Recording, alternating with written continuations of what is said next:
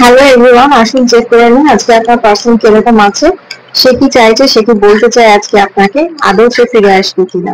ঠিক আছে, তো চলুন দেখে নেওয়া যাক। তবে তার আগে আমি একটা কথা অবশ্যই আপনাদের বলবো, ইউনিভার্সকে থ্যাংক ইউ বলাটা প্র্যাকটিস করুন। এটা একটা গুড অভ্যেস, ভালো অভ্যেস। এটা করলে আপনাদেরই সুবিধা হবে।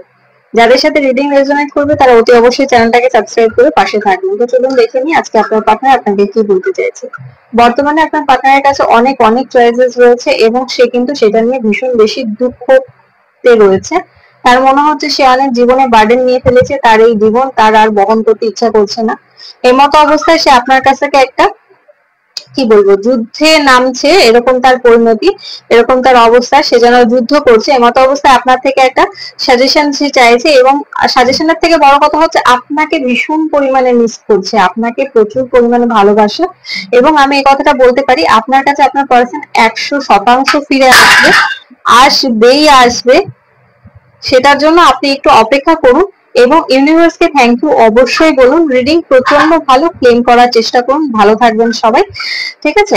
এই মুহূর্তে যাদের মধ্যে প্রচন্ড ঝামেলা ঝঞ্ঝাট যাই চলছে না কেন সেটা কিন্তু মিটে যাবে। আপনার পার্টনার কিন্তু এই মুহূর্তে একদমই ভালো নেই, ক্ষমা করে দিন তাকে। যেরকমই যুদ্ধ বা যেরকমই সিচুয়েশন আপনাদের মধ্যে হয়েছে না কেন, সেই সিচুয়েশন গুলো কিন্তু একদম ঠিক হয়ে যাবে, ঠিক আছে। আপনি ফিরে যান আপনার পার্টনারের কাছে এবং আপনার পার্টনার আপনাকে ভালোবেসে সুখে রাখবে, সেটা আমি এখানে দেখতে পাচ্ছি। আপনাদের মধ্যে ভালোবাসার যে সম্পর্কটা রয়েছে সেটা একটা দৈবিক আশীর্বাদ আপনি বলতে পারেন, ঠিক আছে।